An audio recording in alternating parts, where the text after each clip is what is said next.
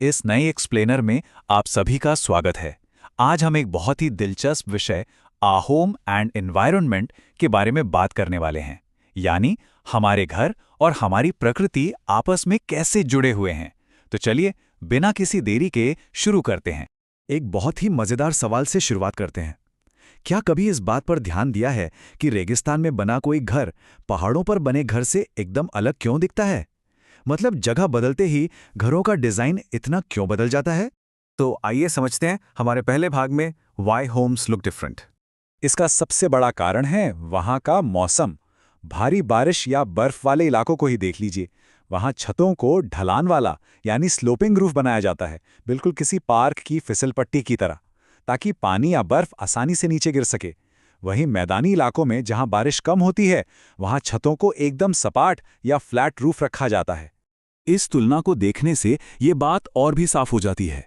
मैदानी इलाकों यानी प्लेन्स में घर आमतौर पर चौकोर होते हैं, जिनकी छतें सपाट होते हैं और ये पत्थर या मिट्टी से बने होते हैं।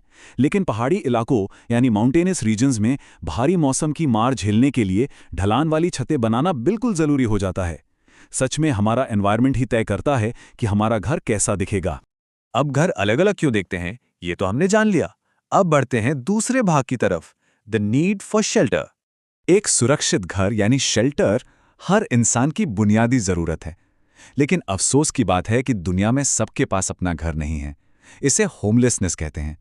इसके 5 मुख्य कारण हैं: गरीबी या पॉवर्टी, बाढ़ या भूकंप जैसी नेचुरल डिजास्टर्स, बेरोजगारी, शारीरिक या मानसिक बीमारियां और सस्ते घरों की कमी। ये ऐसी बड़ी चुनौतियां हैं जिनका सामना समाज में बहुत से लोगों को रोज करना पड़ता है। चलिए अब तीसरे भाग की ओर चलते हैं। What makes a house? आखिर ये घर बनते किन चीजों से है? अगर हम इतिहास में पीछे जाएं, तो शुरुआती इंसानों ने पेड़ों और गुफाओं में शेल्टर ढूंढना शुरू किया था। फिर आया स्टोन एज, जब पत्थरों की छोटी छोटी झोपड़ियां बनने लगीं। और जैसे जैसे समय बीता, इंसानों ने अपनी ज़रूरतों के हिसाब से नए तरीके खोजे और आज के ज़माने की बड़ी बड़ी मॉडर्न बिल्डिंग्स खड़ी कर दी। लेकिन यहाँ एक बहुत ही हैरानी वाली बात है।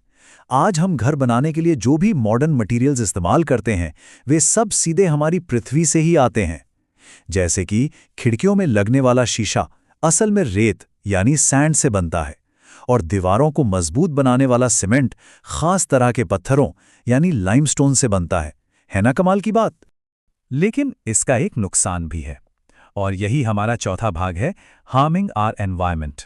जब शहर तेजी से बढ़ते हैं तो निर्माण यानी कंस्ट्रक्शन के लिए हमें बहुत सारा सामान चाहिए होता है।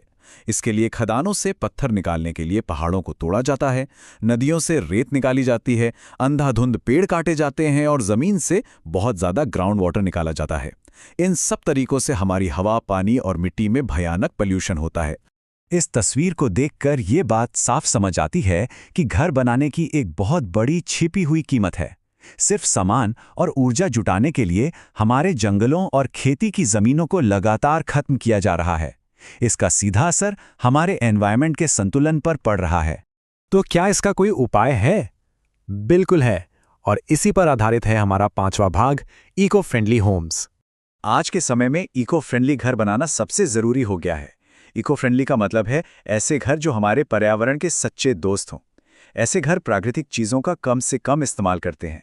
ये सोलर पावर जैसी नॉन एग्जॉस्टेबल एनर्जी यानी कभी खत्म ना होने वाली ऊर्जा पर चलते हैं। साथ ही इनमें पानी और कचरे को रिसाइकिल करने की शानदार व्यवस्था होती है। जरा एक ऐसे घर की कल्पना कीजिए जिसे इस तरह डिजाइन किया गया हो कि उसमें सूरज की भरपूर रोशनी और ताज़ी हवा अपने आप आती रहे।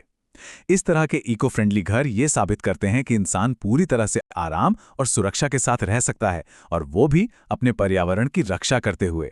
लेकिन इन सब बातों के बीच एक बात कभी नहीं भूलनी चाहिए। ईंट, पत्थर, दीवारें, दरवाजे या यहाँ तक कि इको फ्रेंडली सोलर पैनल भी किसी इमारत को सिर्फ एक हाउस बनाते हैं। उस हाउस के अंदर रहने वाले लोग और उनका एक दूसरे के प्रति प्यार और स्नेह ही वास्तव में एक मकान को एक सच्चा होम बनाता है। इस एक्सप्लेनर को खत्म करने से पहले सोचने के लिए एक बहुत ही शानदार सवाल है। भविष्य में घर बनाने के लिए और क्या नए और ज़बरदस्त आइडियाज़ लाए जा सकते हैं जिससे हमारी पृथ्वी को ज़रा सा भी नुकसान ना हो? हम सबको मिलकर इस बारे में सोचना चाहिए।